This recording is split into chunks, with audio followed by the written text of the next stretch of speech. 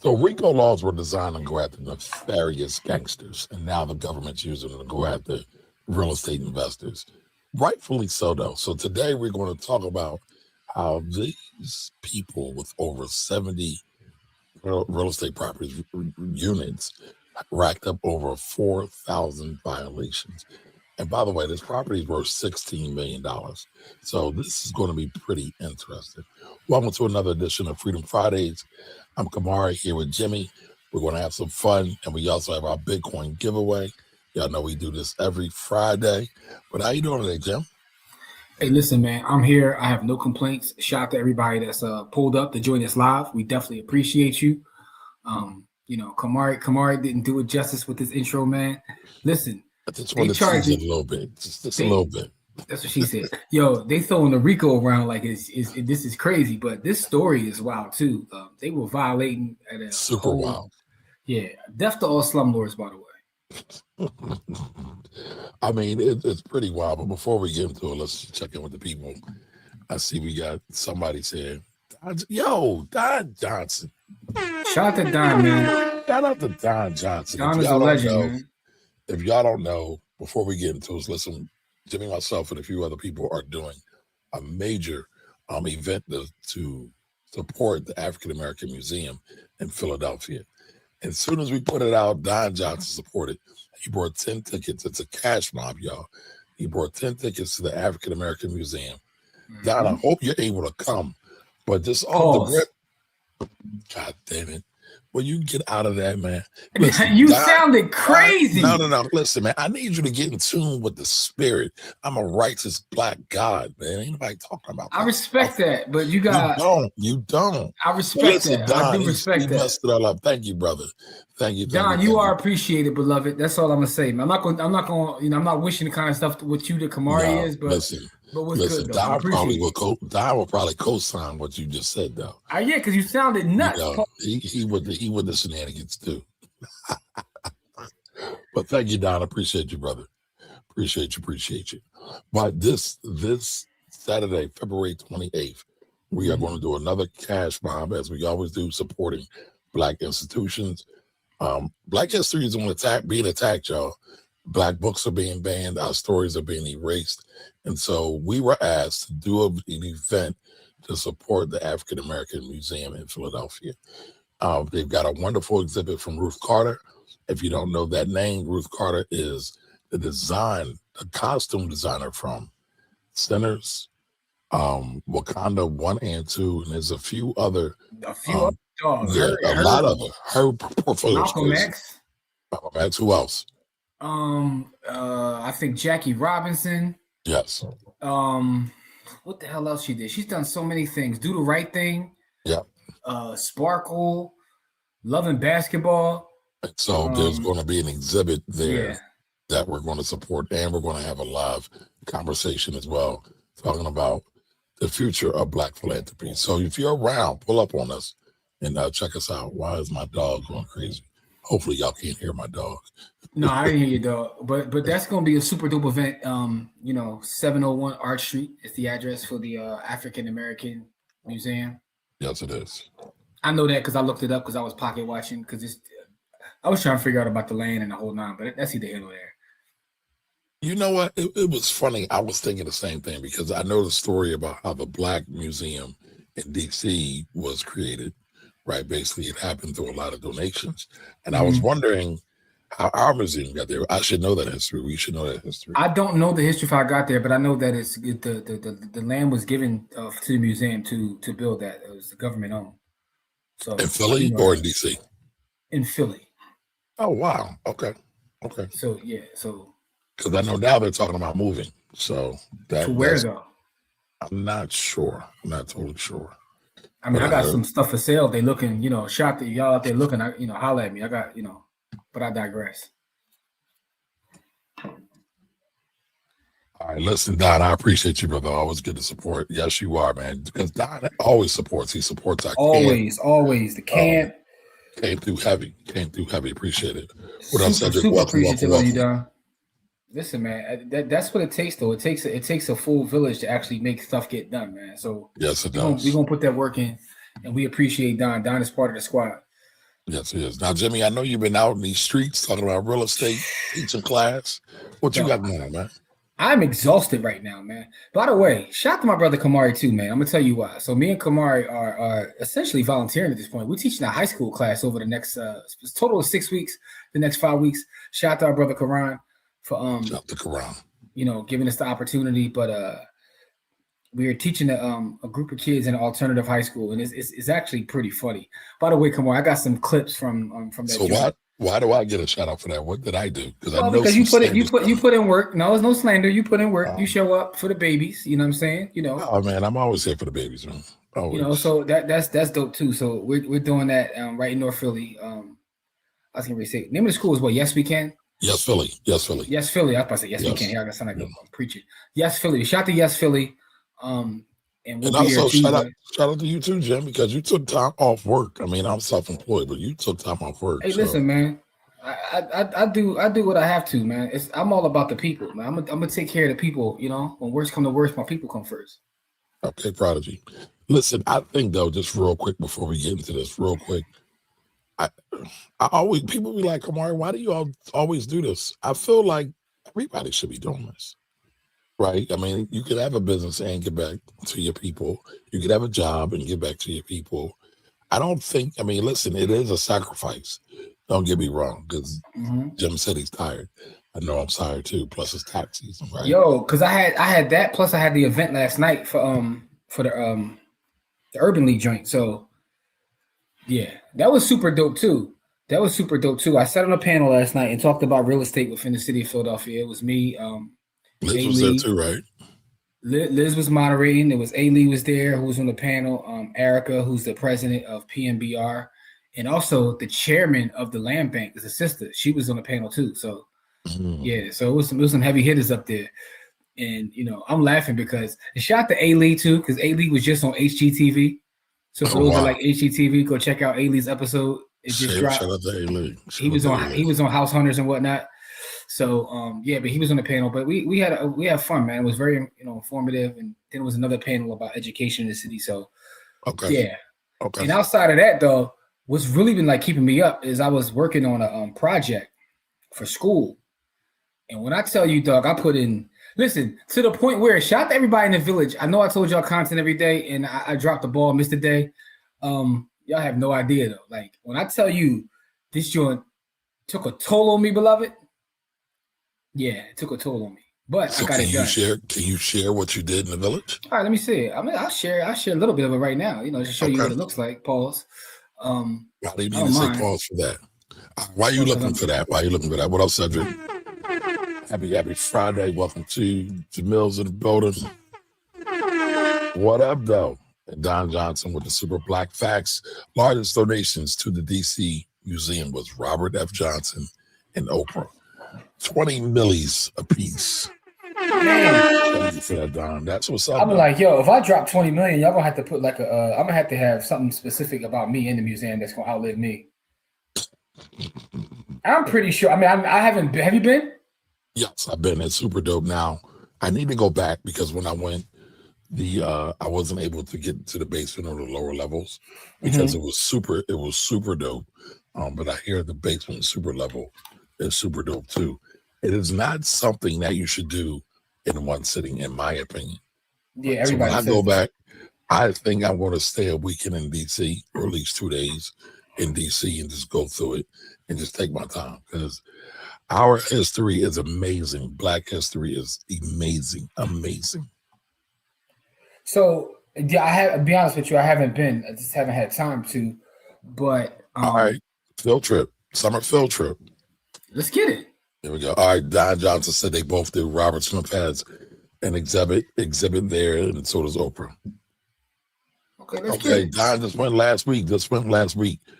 Yes, take at least 2 to 3 days. Yes, I agree. Don gets money. Because if you just glaze through that thing quick, and I know Jimmy's about to say pause. I'm chilling. I'm gonna let you say what you gotta say, bro. If you run through that thing, I know Jimmy wants to say pause again, but you will miss a lot of stuff. Yeah, but because what's the size of it? I know pause. I know it's like they talked about just how much went into it. What was the total tab on it? If they both donated 20 million, that's 40 right there. What was the total tab on that museum? I don't know. It's a lot. It's a lot. It's gotta be insane. Like that's an insane tab right there. Interesting though. I know somebody's looking it up. I'm looking it up right now. Can't let that go. Let us know what that tab is. All right, so the project was funded through a 50-50 public-private partnership. So, but it was $540 million. $540 million. Jeez. All right. So retail trailer, welcome. Don said he did almost 7 miles when he went to the joint. Y'all got y'all steps in. Listen, the space is huge. The space is huge. That's a little overwhelming right there. Now, this is interesting. All right, so again, the total budget was $540 million, but the funding structure was 50% came from congressional appropriations, 50% came from private fundraising. I mean, that's amazing. That's also interesting because I'm wondering, like, has main man thought about how he's going to attack that? I'm sure he is. That's why we got to defend Black history at every turn, y'all. At every turn. So, when we're talking about defending Black history, we also have to defend Black institutions, because oftentimes Black institutions are the things that are protecting our history. So you can't really have one without the other. All right, so GC just chimed in. What up, GC? GC, what's good with you? Friday. Housing is a serious issue. This is the second headline I've seen about some RICO charges regarding housing. I've just seen this one. What's the other one you've seen? So housing absolutely is a serious issue.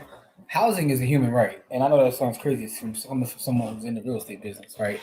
But housing is a human right. And it's an issue everywhere. And I think that's the crazy part. The crazy part is I'm so locked into like my local real estate market. But when I start to do research outside of that, like I was looking at some stuff the other day in Baltimore, Delaware, right? All up and down the coast. And everybody is dealing with the same issue, like lack of housing. The crazy part is, I saw someone put up a post earlier. It said that the problem isn't a lack of housing, it's a lack of affordable housing, because a lot of these apartments that are sitting around empty because nobody can afford them, right? But, it's math. Shot to kill. It's all this math, right? It costs X amount to build. You have to pay taxes. You have to pay holding costs. You have to charge a certain amount. So don't forget pay to play. The politics. Politics as usual, which goes into our main topic right away, right? It's all politics. But, it is. But politics and real estate are just linked at the hip, and they can never be separated. Correct. Because it's the land. Yep. If you go back to Rome, one of the reasons that people, even in the beginning of what they call quote unquote politics, the idea was really to protect your land, right? So the wealthy landowners would either send their kids or a brother or somebody to represent them in council, pretty much to help make sure legislation protected their land. It all goes back to land. Gotcha. So, that's how the whole thing started. In ancient Rome, you talk about the Senate. That's what the Senate started from. It's to protect the wealth of the people that own land. So I say all that to say this: you can't separate the two. But it is an issue, and it's something that's going to have to be addressed. And I think the thing about addressing housing in our country that makes it difficult is that difficult decisions have to be made. And when you make decisions that affect everybody, there's always going to be half of the population that don't agree with it. So it has to be done. Everybody's not going to be happy. Somebody's going to be mad. That's the way it has to be, man. So I always respect people that have the ability to make tough decisions. Because in the moment, you're going to have to feel the wrath of that decision that you made. But history always, shows you it was right or wrong. Yeah, man. History takes care of you, man. I was reading about what was the man's name? Volcker, the Fed chair. Volcker. Yep, when he raised rates. Yep. Right, but I know the story because again, this wasn't in my heyday, my prime, right? But when you read back and you realize just how hated he was and how people treated him. But he essentially saved our economy. He did. But think about having to make that decision in that moment. I mean, if you're a real one and you're really for the people, you get it. I mean, I won't say it's an easy decision, but a person will be able to go through it pretty quickly. You But think?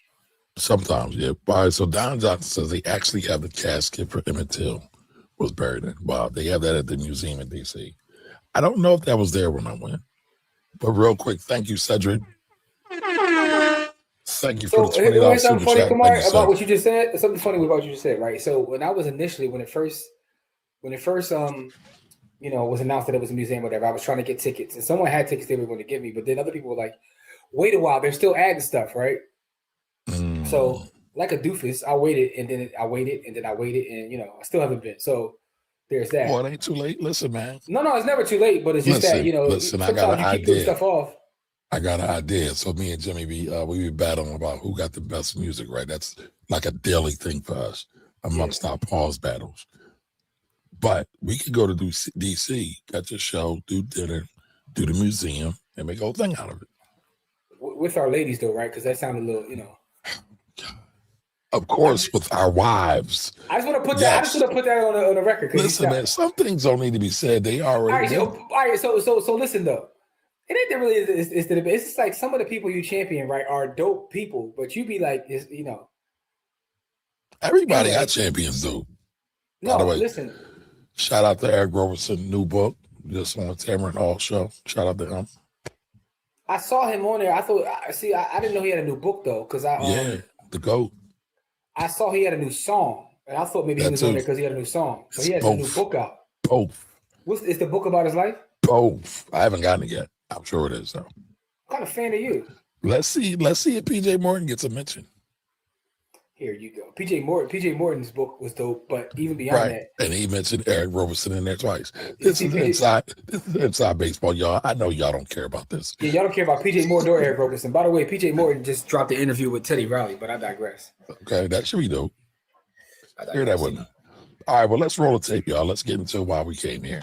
Use falsified financial documents to trick lenders into giving them large loans to purchase primarily rent-controlled properties under the guise of profitable redevelopment. They then rent these units to tenants who receive housing subsidies while allowing the properties to fall into disrepair. The Razjulians have racked up an astounding 4,000 housing code violations across their properties.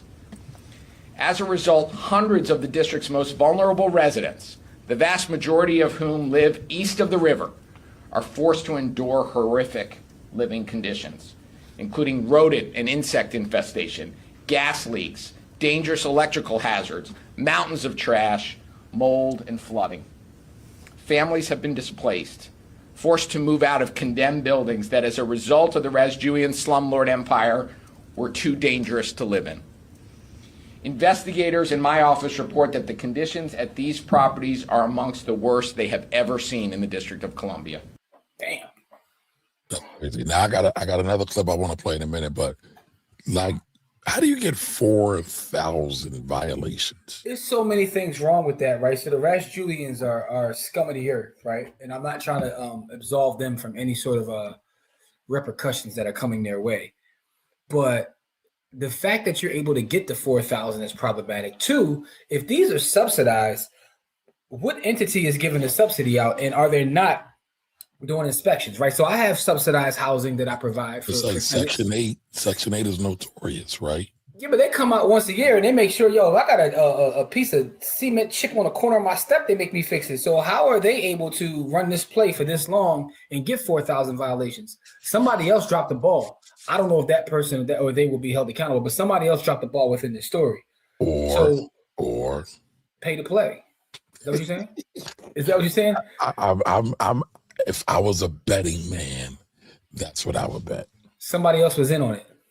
Yes. In the words of Fabulous, man. Somebody did this. But no, yeah, that's the problem. This is it's terrible, man. It's just terrible. So you have another video? Yeah, I got another video, but 4,000. Like, I managing a property right now that's got some issues because they got a crazy tenant. I ain't got no daggone 4,000, and the law is on my top already. Dog. Yo, they threatened to take one of my joints because they said I didn't cut the grass in time, which was a lie anyway. But I digress. Wait a minute, they can take your property for not cutting grass? They started trying to fine me up, and then based on the fines, try to, but it wasn't. But here's the crazy part: it was the neighbors. It wasn't even mine. So how did that mishap happen? So this is just my speculation. I feel like sometimes some agencies and some places, they'll just throw stuff on a couple people to see who pay. I know that the courts do that, but Well, they do. That's actually documented with the IRS too. Like, if y'all don't know this, most audited people for the IRS at the IRS are Black folks. So the IRS audits Black people more than any other racial group in this country. And part of it is they'll just send you a letter to do stuff, and if you don't respond, you get hit. But not with a Here's my question. I know why I believe that to be a fact. What reasoning or logic do they give for why they do that? Well, I can tell you why it's kind of boring and dry, but I'll say this. The IRS commissioner has already admitted it. So this is not speculation, right? He admitted it when he was in the commissioner seat. But there has to be some sort of logic, right? No, even if... Okay, go ahead. I'm sorry.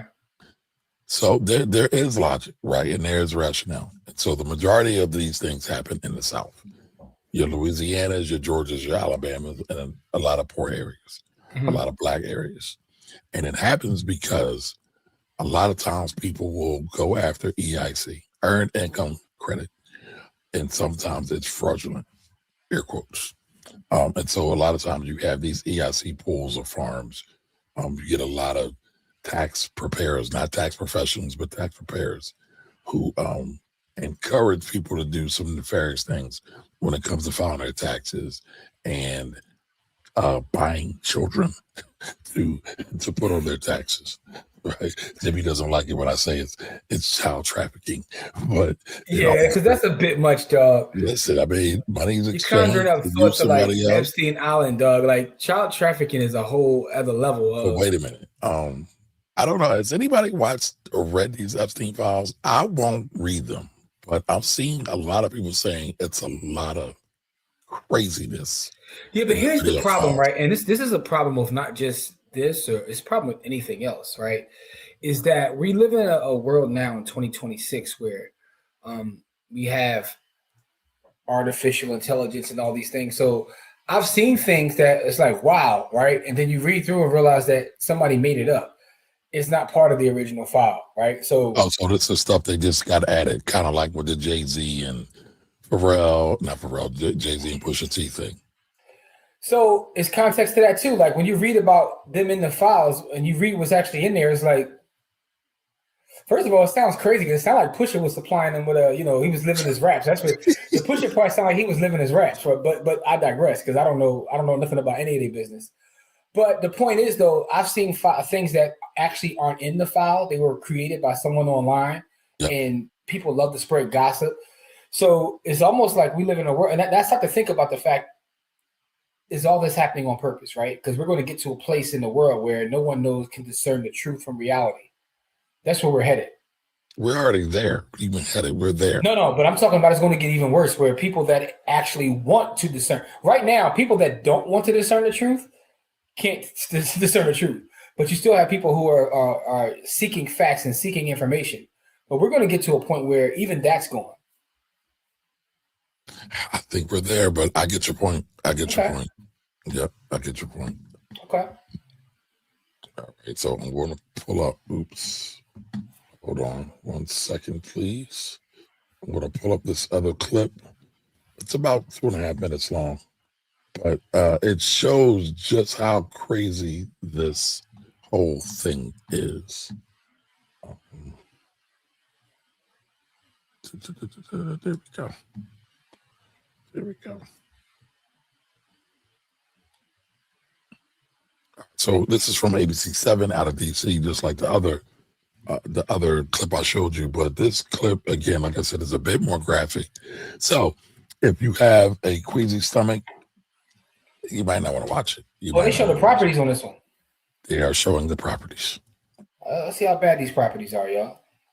DC Attorney General's office filed its first civil RICO lawsuit against a landlord. Our Washington, D.C. reporter Felicia Ashley tells us why investigators are calling these the worst living conditions they've ever seen in the district. One example in the suit says that the landlords, Ali Julian, his brother, and his mother had 10 doors installed. They even had welcome mats and apartment numbers on there. But when you open the doors, it was just a concrete wall behind it. The suit says they did that to get more money from banks. On top of that, the suit said that they put district families in danger. I met with families like Christine Brown's, who used to live at 751st Street Northeast, in their cars, because that's... So hold on. Did you hear what they said, Jim? They put up In her these car. fake doors. No, but Good. put up the fake doors Yeah, you had to get more money from a bank. to get more money from banks. So damn. So that's because I can see why this is a RICO, because there has to be so many people involved, because that means that that's a lot of collusion. Who was the bank sending out to verify information? You mean where's the appraiser? Right, I knew he was going to say that. Where's the appraiser? Not just that, but even if you, yeah, exactly. It's so many people like this. All right, let's go. where they live now. So I'm still left looking for help. Unfortunately, the district is home to some bad actors, slumlords who seek to profit off the city's housing crisis. Thursday, the Office of the Attorney General filed a civil RICO lawsuit against the Redlining family To shut down the Redlining slumlord empire. The OAG says that Ali Redlining, his brother, and his mother own the building on 51st Street and 69 others across the district. It says 600 of the units are neglected, with 4,000 code violations and hundreds of tenants in dangerous conditions. James Dorr was one of them. When he took over in 2015, the ceiling fell on my wife's head in 2016. Take a look at these pictures showing conditions inside their properties. Some properties were condemned. Christine and her... Wait a minute, did he say the ceiling fell on her head? His wife's head? Yeah. Hey, yo, Ant is in the comment section bugging, yo. We'll come back to that. Right back at you, Ant. Some properties were condemned. Christine and her family were forced out of their home in the middle of winter. I've got put out my house in 6 days to move 36 years of stuff. I'm hurt. Where have you guys been living since being... Well, me, myself, all over the place. Literally, cars, friends' houses. The OAG's suit aims to permanently dismantle the Redling's alleged housing scheme. That still don't help me because I'm still in the street. What am I getting out of it? If the OAG wins, the suit will ban the Redling's from running or owning any residential properties in D.C. It will secure restitution for harmed tenants and penalties and damages for the district. The suit said that the family lied on documents to get government housing subsidies. They didn't use that money to do repairs or fix properties as promised. Instead, they pocketed that money, bought other properties, and paid off other loans, the suit says, to keep their scheme going. Now, we did try to reach out to the family, but we learned they do not have any representation as it relates to the OAG cases against them, but we're still pushing to make contact with them. For now, reporting from Northeast DC, Felicia Ashley, 7 News. That is wild. That is absolutely wild. Yo, yeah, it's so much wrong with this, bro. So like you said, the appraisers, the inspectors, banking has to be involved with this. Somebody at government agencies have to be involved with this. Yeah, I got so many questions about this. And how do they think they was gonna get out of this, right? Sometimes when you see people, I know people get caught up in stuff, but the chickens would eventually have to come home to roost. You couldn't pull this off forever. I mean, do you need to pull it off forever? You just need to pull it off long enough to get enough money to pay the fines, usually. Man, they should be facing some criminal charges on this, and I'm pretty sure they will be. Well, they are. I mean, you know. But, well, this is civil, though. This RICO is civil. But I'm pretty sure they're going to have some criminal charges coming along with that. That'll be interesting. Yeah, they're going to have to be punished for this, man, because they out of pocket. How do you even defend that? And you see some of those living. My man said the roof fell on his wife. Like, that's wild. That's so wild. That's absolutely nuts, bro. Absolutely nuts. Listen, though, what I'll tell you is this, right? And I know one of the questions you asked is about like how this affects communities, and and wealth in general. I mean, everybody in that was black. I mean, a lot of the properties we were buying were in black areas. Well, I don't know if you understand. You've been to Southeast DC before, but I have. You know, since the days of Rayful, it's been black as hell. But here's what I'll tell you though. There's a book. It's called Family Properties, and the author is Beryl Satter. It's one of the greatest real estate books ever written, and I'm not getting paid to say that. And it's a narrative, but it talks about housing discrimination and how real estate. It's called Family Properties. The author's name is Beryl Satter, Beryl, like Cheryl, but Beryl was with a B. Why does that name sound familiar? I don't know. Maybe you do her taxes. Anyway. But no, it's one of the best real estate books ever written. Anyone who's interested in real estate from a social standpoint, not just get money type standpoint, you definitely should read that book. To me, it's a must read. And it goes into how real estate is used as a tool of oppression in many ways.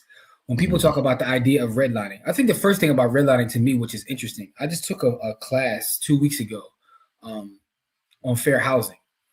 And the thing that was most interesting to me in that class is when people talk about redlining, you think that it's, we talking about the 50s and the 60s, and in your head, you see things in black and white. There were like fair housing violations and laws broken, and also redlining in 2021, 2023, 2019. I'm talking about big payday, like the whole nine. So it still goes on to this day. It goes on in 2026. Redlining is still a thing. But when you look at the effects of it, it's not just that capital is not flowing to specific areas that are redlined off. It also means that within those areas, other people are able to use real estate as a tool of oppression, because now you have no choice but to come see me because you can't get the capital that people are getting in other places that aren't redlined. So then what happens is, in terms of rent, in terms of if you want to buy a house, now you have to pay an exorbitant amount of interest that's not, it's way above what you should be paying. You have to deal with whatever you have to deal with. Or you end up like the people in that video. It's just like I'm living in cars and family places. So it's a real nefarious thing. And that's why, to me, real estate is always an interesting topic, because real estate is much more than just renting property and much more than, hey, I own my home. It's really about how we live our lives. Real estate can dictate your entire life, as seen in that video. And, the Raz Julians are scum, yo. I mean, it's funny, right? When we talk about real estate, a lot of times, like you said, we talk about getting a rental or doing something like that, but it can be used as a tool to build wealth for the community. Mm-hmm. It can also be used as a tool of wealth extraction from the community. There you go. And I don't think a lot of people really realize that, because these people got paid to basically wreak havoc. So the government basically, and I know you probably won't disagree with this, Jimmy, but the government incentivized and paid people to basically wreak havoc on black folks. Explain what you mean by that. You said the government paid people just to wreak havoc on black folks. Right. So they got paid. They profited from this, right? And what they were doing is they were tools and agents of chaos in black communities. Nobody knew about this. They just found out about this. This just happened. So here's the thing, right? And I think sometimes we say things like that, but we're giving the government way too much credit, because there was a story recently in Philadelphia where a gentleman was essentially harming folks in the Temple area. I don't know if you read that story. Yeah, it was a guy who was an agent and investor, and I'll send you the story once we get off here. And people a lot of times like, well, they didn't know this and they didn't know that. Yo, how can I put this and say it in a politically correct way? Don't be politically correct. Be real. No, because I do want to be real, but I want to be careful with what I say, because it's not to disparage anyone. It's just the fact that a lot of stuff goes on in the world, and sometimes we think that these big institutions be out here like, with these conspiracies, and they're not even smart enough to pull off half of the conspiracies you think they are. But that's fine, right? But I'm going to give you my, and you've seen this, right? So there was a case. I wrote an article a couple of years ago about an organization in Philadelphia that loved to do blackface. Yes. The government gave them subsidies and sometimes money. And so basically what is actually happening was these people were getting paid to insult black people. I mean, when it gets down to it, that's what it is. This group of people were getting paid to wreak damage on black people. Now, whether it was, I'm not disagreeing with you, whether it but was hear me out or though. not, it's two different things.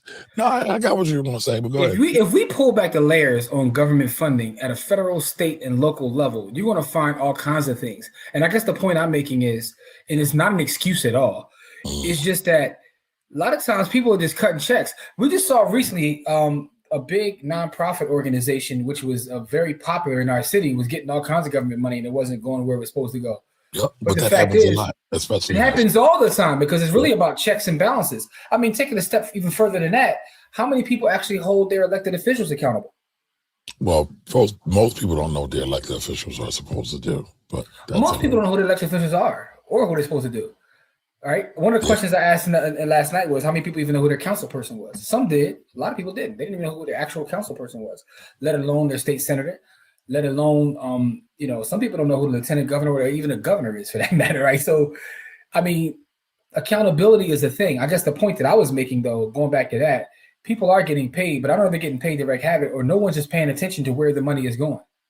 Somebody's palm got greased. But where's the money going? Where is the money going? Where Wallace at, String? My fault. Yo, speaking of books, right? My homie wrote a book. Shout out to the homie. It's his first book too, man. My homie Coins. And here's the book now. It's called The House of George. If y'all can see that, you know what I'm saying? Okay. I want to make sure I read Coins right. Read it to us, Jim. All right, so it's The House of George. This is the cover I'm showing you, right? It's Harlem's first black stockbroker, right? It's a story about Harlem's first black stockbroker and how he was getting money, in the 20th century. So it's an interesting read. Like I didn't finish it yet. I just got it. You know what I'm saying? I'm gonna try it. Read it 1 through 10. But shout out to him though, man. That's my guy. He sent me the exclusive, so I want to make sure I put it out there. It's available now. And he actually has a full campaign going on about the book. In fact, let me tell y'all, because he got a whole IG dedicated strictly to his book. But the reason I'm bringing that up is because you talked earlier about how we're like rich with history, right? And yes, we are. There's so much history. It's one of the reasons why I actually love Black History Month because, there's people we know. We know a lot about it, a lot of folks. But I always find myself learning more in Black History Month because there's so many people out there creating content trying to find those unsung heroes that we have never heard of. But go to his IG. It's Instagram.com. It's a House of George book. It's the House of George. House of George. Yeah, book. House of George book is the IG he set up specifically for his new release, man. But we always talking about books. So the two books I recommend on this episode is the House of George book and Family Properties. And both, indirectly and directly are related to the topic of the DC landlord getting hit with the RICO charge. So real estate and property in itself is a big thing, and it has the ability to either improve our lives or hurt us, man. So it is what it is, man. So let me get back to these comments, man. I think there was a settlement about what kind of data was utilized to influence decisions. Right. So you had me go to Instagram, right? So this is the first thing that came up, and I felt like I don't know what came up on your IG, dog. Got fake. I know your algorithm be tripping sometimes. My IG is cleaner than your IG, sir. That's not true. That's not true. There's no way that's true. Y'all should see what he just sent me, y'all. Yo, you want to do this? We could do this. Let's go to your search page, and I'll go to my search page, and you show, and let's see what it really. So stop, please, sir. We're doing exactly. Listen, the judge rules Uncle Nair's receivership to retain its original scope pending further review. I don't know what that means. We need Courtney on to explain this, but what I will tell you is this. I don't know what's going on with her in general. I mean, but it seems like somebody's out to get her. I don't know. Yeah, it's been wild, yeah. I don't know the specifics. I don't know her. I know she's been painted. What she did with the one boy who said he knew her from school, that was kind of crazy. But every time I go on my timeline, there's somebody coming at her for one reason or another. So I don't know what's going on. Yeah, that's wild. That's wild. And I don't know whether she deserves it or not, but in their defense, he did kind of clear up that thing. He said it was kind of jokes, fun and games. I mean, it was real. It was real. Well, she kind of fly on the ball, but yeah, she kind of explained it. Yeah, she styled him. So House of George. Are you mad because I'm styling on him? Did you find the House of George book? I just want y'all to peek for those watching live. You see how when I say, yo, show your search page, he changed the topic. I just want y'all to know that. Well, I changed the topic because I don't want to get people to get sucked into our shenanigans and BS, man. They here for the knowledge, man. Y'all hear that, right? I just want that to be on the record. Not your brown cheeks up and down your timeline, man. No, see, but he don't want to do that though. I said let's both listen, pull up our search page. We can do it. Yeah, see, but he don't want to do that. I know why he don't want to do that. Listen, you got guns, I got guns too. Let's go. What up, son, dude?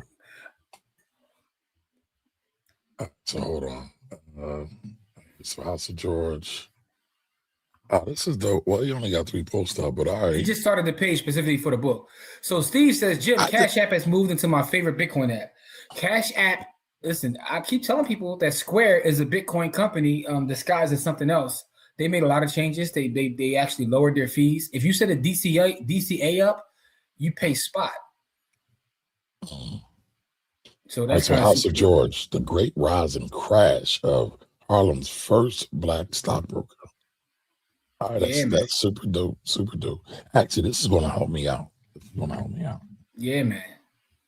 Yeah, but we do have a lot of history, man. And sometimes I get upset when our history is relegated to like 10 people. But you know what? So I'll be totally honest. It's like hip hop, right? People always talk about hip hop now, right? And how there's no good hip hop. When hip hop first came out, hip hop wasn't on the radio. You had to search it out. You had to know somebody who knew somebody. Same thing with history. You have to search it out. And people don't want to search out their history, and that just boggles my mind. It's like they're okay with just taking these whitewashed narratives that have been forced down our throats. No, I'm not saying pause for that. I'm not saying pause for that. I didn't say nothing, bro. I didn't say nothing. You thought it. I felt it. You thought it. Pause that too.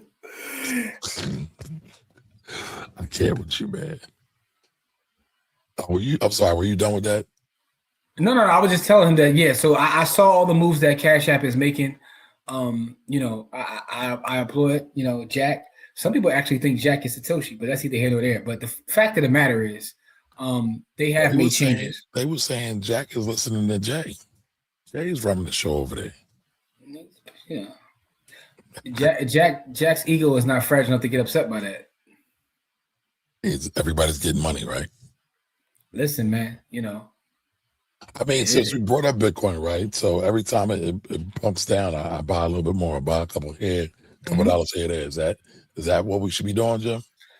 I don't give out investment advice. What I'll tell you is what I'm doing. You, as what I'm telling you, what I do. Listen, this is not investment advice. Personal finance is personal, right? Yes, it is. I just want to make sure that's clear. By the way, what I do personally is I have a daily DCA going on. I got a weekly DCA going on. I got a monthly DCA going on, and I just sit back and let the DCA. So for me, I've been through this before, right? This is where you earn your stripes. You know what I'm saying? Everybody can buy when it's going up. The thing is, do you have the conviction and do you have the belief to understand what you actually hold? You know what I'm saying? This is where legends are made. I mean, what do they say?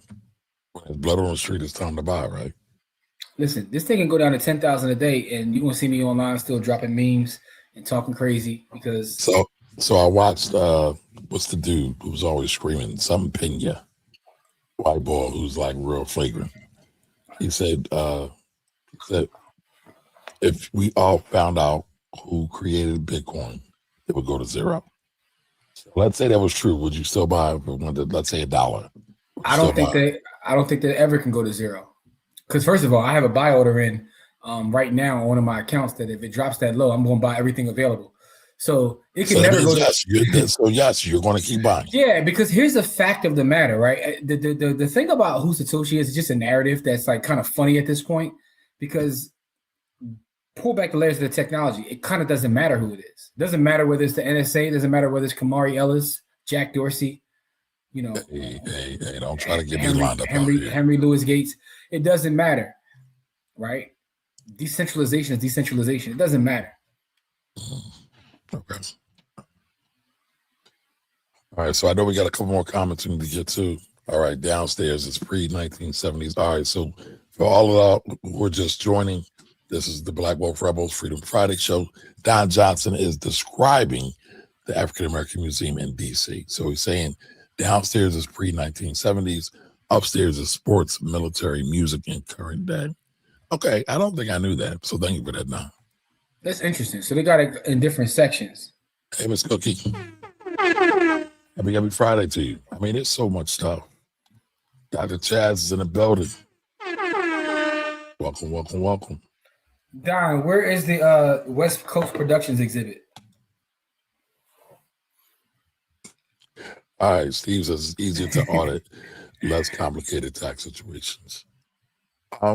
It's easier to audit, but here's the thing. Most people don't respond because most audits are what they call correspondence audits. It is just mail. And a lot of people don't even respond to them. And so people win, or excuse me, not people, the IRS wins by default. Hey, come on, let me ask you a random question. Okay. When the last time you got called to jury duty? That's a great question. I don't know. Because I'm beefing with them right now, right? Why, did you want to be called to jury duty? No, they actually called me, but now they're telling me that I didn't respond. But I moved. I changed my registration and everything. And I'm like, yo, you sent that to the wrong address. They're like, no, you got to. So I'm beefing with them right now. But it's also pissing me off because I've been called to jury duty every year for like 4 or 5 years now. And I'm like, I mean, honestly, like, I'm going to say this. You're needed. You are needed. oh, I actually go. I actually served on the jury before. I actually got I've served. And actually, I learned a lot by serving on a jury. Yeah. I learned a lot by serving on a jury. I served in a jury on a Fed case, right? And I was sitting there, and I was in the minority, and a couple Karens who were serving on the jury with me literally said out of their mouth, "Let's just get it over with. He's guilty, because if he wasn't guilty, the cops would have never arrested him, and we wouldn't even be here." Well, was he one of us? Of course. Forget the facts of the case, right? They didn't want to talk any facts. That was literally their logic. And I'm like, okay, so I see what this is. They're trying to railroad him. So I fought, and it ended up the way it should have ended up. But I digress. Point being, shout out to Jimmy for fighting for the black people. Man, a woman, his or out. First of all, that's the story of my life. But I learned a lot through that experience too, in terms of how people see the court system and how people see authority. Like, and it's crazy because you would think that in 2025, 2026, but there are still people who believe in, systems and government and all that kind of thing. Like they just believe that everybody is good and everything is going one way. They don't see how the world actually works. It's crazy. Those people are mentally lazy. And they don't read. I mean, that sounds like the world until it hits them on their doorstep. Correct. So I think the biggest problem is most of us are selfish. All right, what up, Anthony? So is this what I'm thinking he's saying? He's talking about the Rash Julians. He said they running a real. Oh, wow. I mean, the timing is canny, right? The Bulls done come back. He's done resurrected like the Phoenix. Jay outside right now, man. Yeah. It's going to be good for content creators. Yo, your man did a 3-hour live. I say, you talking about? No, you are wrong. He did a 5-hour live. Shout out to JT. Yes, shout out to JT Pocket Watcher. That's dog. 5 hours. He got I can't knock the hustle. He got the content dropped in his lap. So it's funny, and he did a full work shift. He did a full work shift, but it's funny. Like, people really thinking I'm like his manager or something, right?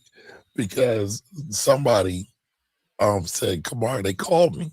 Kamari, how does he have time to do this? I don't know. He makes time for it. I mean, I just want to know, and I haven't watched 4-5-hour joints. I ain't gonna lie to you. I wanted to watch his joint, but when I saw it, I don't even remember it was 5. I know it was ridiculous the amount of time. I was like, ridiculous. You ever go to YouTube and you see the length of a video and you're like, nah, I'm gonna do that another time. I would love. I'm like, I need to see your analytics for that video because I want to see what the what are you talking about in hour 4 that you didn't get to in the first 3 hours? Well, first of all, let's be clear. I know he does calling. I get that. No. So he reacted to the video that was done on Social Proof, right? Mm-hmm. That was over an hour long. Mm-hmm. That was almost 2 hours long. So that's 2 hours right there. Then you add the commentary. And listen, shout out to JT. He's probably the pettiest black man on earth. I need to take a lesson from him how to be pettier. But like his whole joint was very factual, but it was very petty. And I'm not mad at it. I'm not mad at it. Dog, that means outside of that, it's another 3 hours. Yeah. Yeah, but I mean, you stop to give context and everything. And yeah. Wow. Yeah. Wow. Crazy. All right. Hi from Brazil. Hello. Man, I need to get to Brazil. That's one place I want to go to. All right. Please write the name of the book and the author. House of George, H.R. Oh, wait a minute, that's not the author. Who's the author, Jim? So, because I don't want to put his government out there because he has a pen name. N. The Ali name they charge Goins. you? Okay. N. Ali Goins. N. Ali Goins. Yo, that's classic. N. Ali Goins. Well, Goins is that's his real name, but But anyway. Okay. All right. I want to share something with you, Kumar. Let me share this with you real fast. Okay. You got your report? Yeah, I want to share this with you, man. Okay. Let's see the guy. I want to show you. I want to show you the amount of work that I put in on this report here, man. So University Gate condominium pricing analysis. I did an analysis on the upcoming condominium and basically had to run a regression model, and this was the final. So wait a minute. Let's back it up. You don't speed past this. Where is this going to be at? Is this a real place or is this made up? Is it fictional? No, this is for. So for those who don't know, I'm back in school right now in a certificate program. So this isn't a real place. This was just basically trying to see how I could put it together. So this is what the final regression model looked like. So I had two sets of data. I had a sales file and a master file. Back up. Tell me what a regression model is. So a regression model, a simplified way to put that is, it's a way to figure out, if I use real estate as an example, it's basically taking a property, right? And you're breaking it down to its parts. So that would be, say, the square footage or the amount of bedrooms, bathrooms, the size, the location. And you're seeing how much each part adds the value by running this model on it. But so to make a long story short, their base value was 168.148, and then you add all these different coefficients in. But I'm gonna slide through this real fast. So the final values were here, but here's where I'm telling you it took so much time, was putting it together, writing out the narrative, and I know some people are like, well, you can just go to I see you. Well, because here's the thing, you have to write this out, and you can't use like the different AI tools to write your thing out. And the reason you can't do it is because I don't know if you guys know this, and you learn this when you're in school now. They got AI snitch tools. Do they? And if you get caught doing that, you fail before they even look at your work. So to make a long story short, I'm gonna get to, this is my scope of work here, my full scope of work, the intended user. It's basically like a full appraisal report. But this is a little bit different because this isn't just pulling 3 comps. This is using large data to determine the value and breaking down why each one by, looking to see whether it has normal distribution, which you use a histogram to figure out whether it has normal distribution. And then you get the mean within the sales file, all these different parts of it. But when I tell you that this took me countless hours to put together. So instead of using like 3 comps, in this specific one right here, I was using 43 different sales and figuring out the standard deviation, coefficient of variation, all these different types of analytics that you use. Where am I getting to? Again, this was the final model right here. Here's the model summary. So my R squared was 0.965, just seeing how close I am in terms of predicting value, the view. So this is what I've been working on, Kamari, to let you know, right? This is a P plot. It's saying that my sales are cool. They're fine, close within the line. So that made sense. Then I had to add, until this is the actual file of the properties I'm predicting for and their predicted values and their price per square foot. I'll break this down further in the village and go through each part, but I'm just showing Kamari right now because I was telling him that this is where my mind has been over the last couple weeks. Use a couple plots. So this right here is my appendix. So I put a whole appendix together to kind of support the narrative that I told beforehand, how the data was transformed. box plots, you know, how I found out something was sitting outside as an outlier, had to remove that from the file by using the box plot. This is adjusting whether I had to make an adjustment for time. So there's no adjustment for time. It's kind of sloping a little bit down, but if there was an adjustment for time, you would see a spike up or spike down, a spike back up. Okay. Yeah. So anyway. Yeah. So this is what I've been working on, man. So how can we use this? How can I, Kamari, use this to make more money? It's a great question. And I have a number of ways you could do it. Depends upon how you want to do it. Do you want to use real estate? Do you want to use the stock market? Because I write models on all that stuff. I got simple models that you can use to make money in the stock market. Just let me know. Real estate. That's where the bread and butter is. Okay. All right. So I see you don't want to play too many away games in the words of Avon Barksdale. So listen, man, your core of genius or your zone of genius is real estate. You don't need to deviate from that.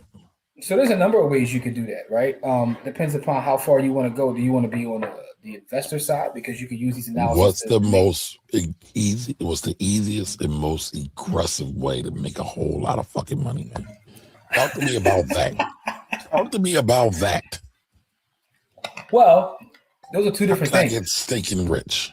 On the scale, do you want it to be high on easy? Like where do you want it to be? You say easy and aggressive. Those are two different things. How can I make the most money? That's the factor we need to solve for, sir. Show me the money. So, and you know, I tell you, we talk about this brother all the time. He had a good video the other day though. What's the old head's name? Who every time sometimes he make a video, we'd be like, "What the hell is he talking about?" Then he make another video, and he'd be spot on. John Yeah, he had a good video the other day. I sent it to you as well. I know you saw it when he was talking about how a lot of people get into real estate, right, to drive Bentleys. He was like, and that's not what it's for. It's for wealth building. I mean, I actually said the same thing. You did. I said it in a more egregious hood way. Yeah, you call people fake drug dealers or something like that, you know. But I've been saying that for years. I say a lot of us have drug dealer mentalities. I call it hustlers mentalities as opposed to builders. That's my wave. But you basically said that you used the N-word too. I forgot what you called it. I did. Yeah. I but said anyway, there's too many people who want to be fly niggas, right? Yeah, that's what you said. Yeah, that's exactly what I said. But the reason I asked you to see that video is because what he was saying, and when you asked that question, you asked the question about getting money. But are you trying to get money or are you trying to build wealth? Because those aren't the same things.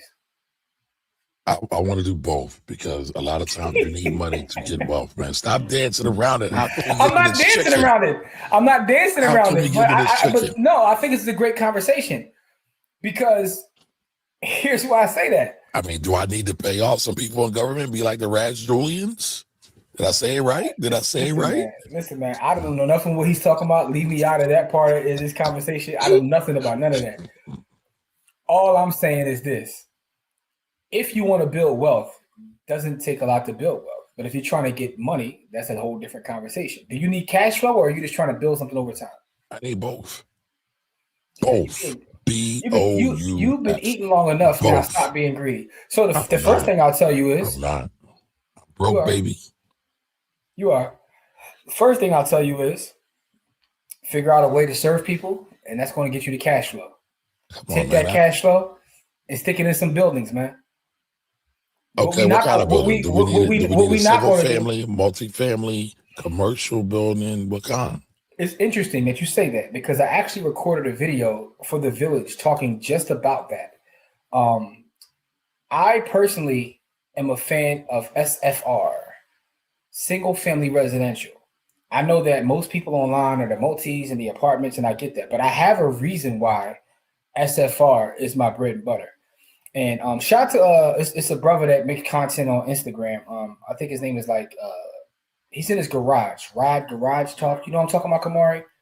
You find this brother's name. It's a black brother too, and there's not too many real estate folks that I actually watch online, but he's definitely one of them. I'm gonna tell you in a second. Maybe y'all can help me in the chat. I think his name is Rod Perry or something like that. But he's always in his garage and he's talking about real estate.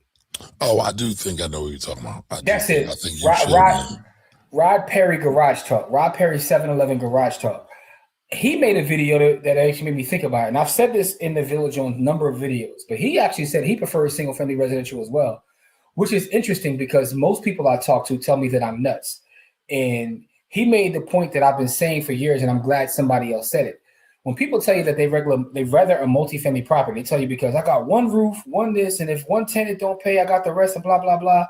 And they're comparing 10 units in an apartment to one single family unit. But you can't do that. You can compare your 10 units to my 10 single family units. Now we're having a different conversation. Correct. But the reason I prefer SFRs is because of, number one, liquidity. They're the most liquid property that you can have, because if I go to sell, I don't have to sell to another investor that's going to Can I tell you why I like SFR as well? Why is that? So, you know, I don't talk about this much, but when we were doing property management with my dad, we had about 50 doors. Mm-hmm. I always like the single family home versus the multi-units because, one, there's less tension, because sometimes different apartments will beef with one another for whatever reason. He talked about that in his video. For me, it's less management, it's less stress. I'll take that all day long. There's another part to me, the biggest part, shout to her. But the biggest part to me is less turnover. Right? So I used to own a property on Oakmont Street that was an apartment building. And it was the problem was all the units. How many doors? It's only like 3. Only like 3. So it's really 6, y'all. But go ahead. That's not the point. The point isn't how many doors were there.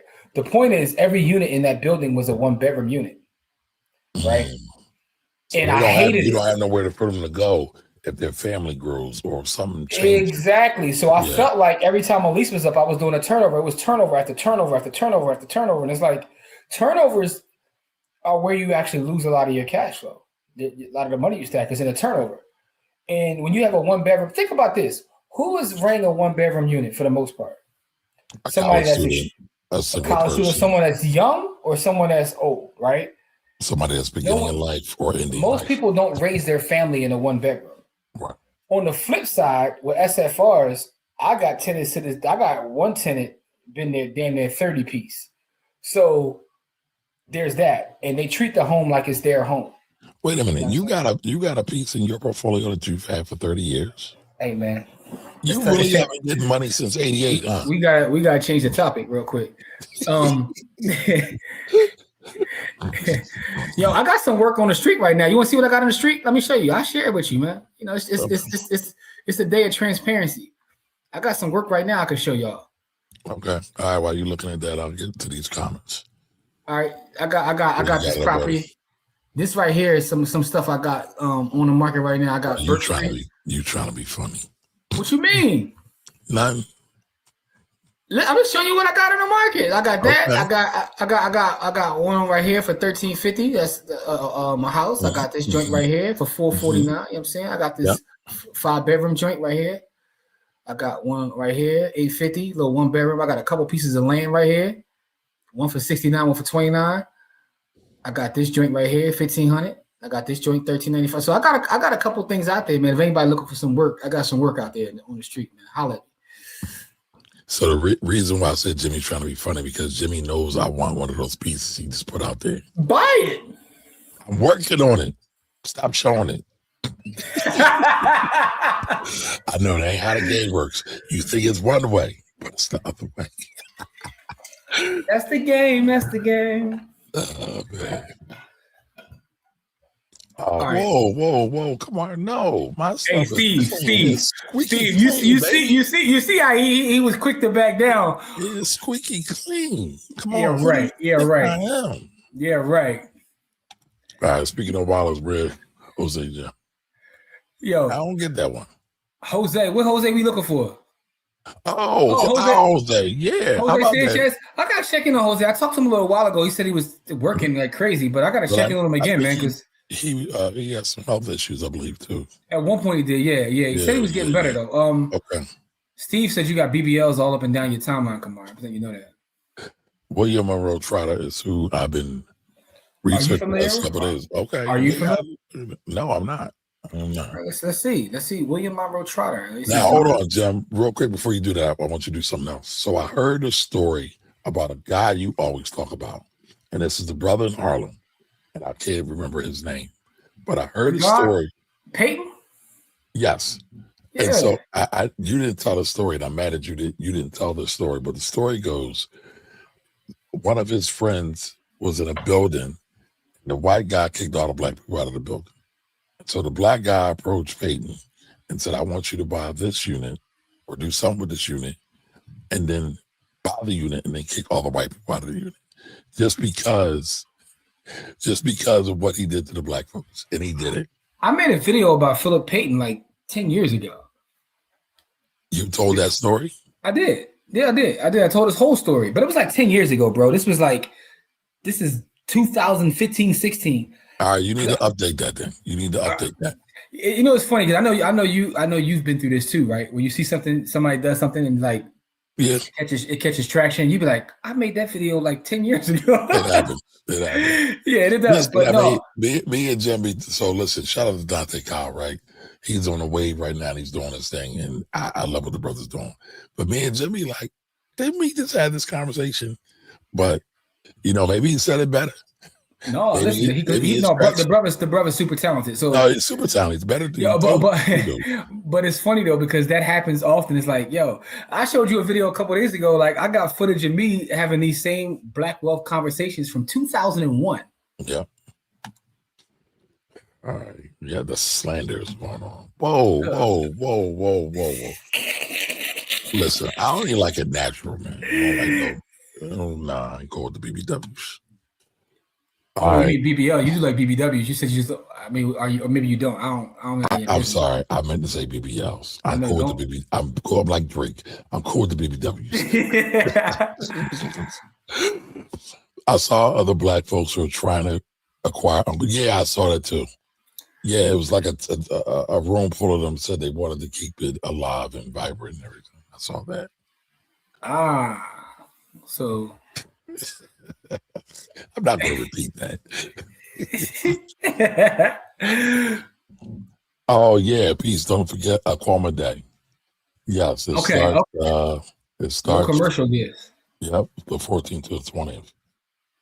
It's an alternative cultural celebration of Black love based on the principles of Kwanzaa. No commercial gifts. I love that.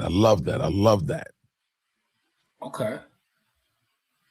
All right, founded by A.O. Handy Kendi. All right. I'm definitely going to research that more. Yeah, I got to look more into that because he's the first person that brought that to my attention. The spread is crazy.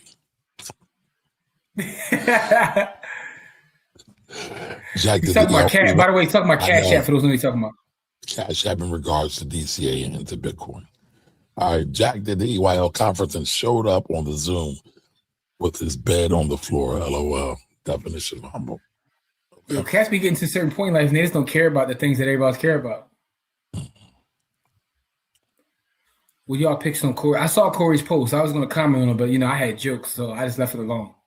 What was Corey's post? Corey put up a post on Facebook. He said he was looking to put some new artists into his rotation on his streaming service. He was like, he asked people to give him 5 artists, but no one that comes on the radio, no mainstream artist, somebody he's probably never heard of. He was trying to see if he could learn about some new artists.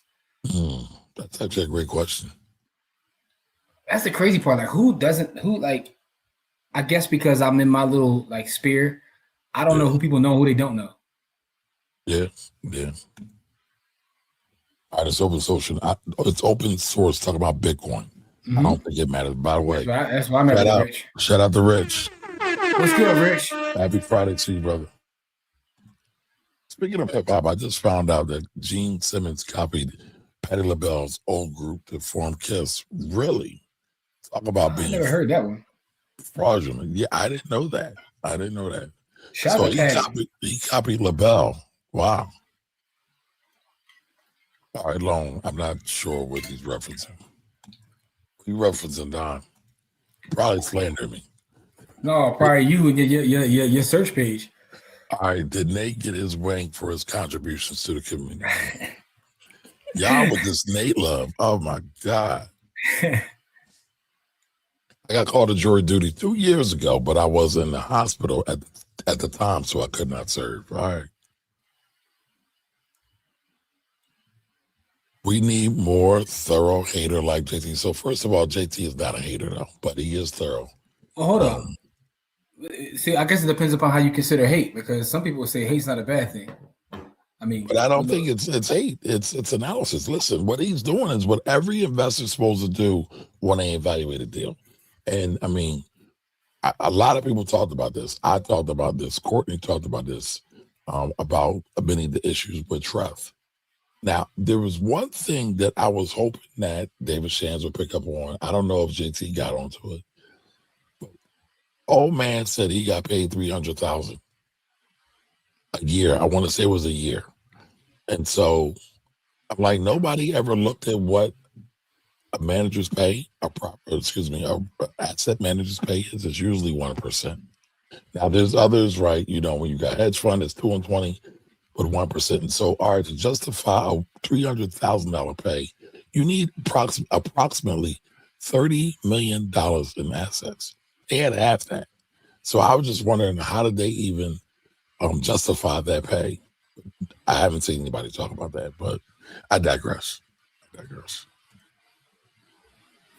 All right, I'm almost through. He's a mess. Yes, he is. Put it on the background while you're doing something else. The 5 hours goes fast. Okay, so you rocked out to it all, Jessica, huh? But isn't JT Slater a black man? Maury, how can you get behind something like that? Pause. So here's the question. You're saying I'm getting behind slander. Is it really slander? We know the definition of slander is. It's when the facts aren't there, they're not real. What has JT presented that's not real? Did people really make money? Did people lose money? So I understand Ant's question, right? Because I told me and Kamari have had this conversation online and offline. I struggle with that, which is why I don't generally. I mean, you guys have seen me like comment on other content, but it's never in a slanderous way. It's really about like, what can I learn from this? But I find myself not wanting to do that, but I also feel like people like him are needed. It just can't be me. You know what I'm saying? Like, I feel like people like that are needed, but my constitution won't allow me to do it. Like, it's just not in me. And it's not that I think that people should get away with doing whatever they want to do. I just feel like, that's not my place. I mean, so it's weird. I'm like, a builder. Again, me and JT are really cool, right? I could have went down that same road. I don't know if I would have got the same level of success because JT is a totally different animal. His energy level is crazy. But here's the thing.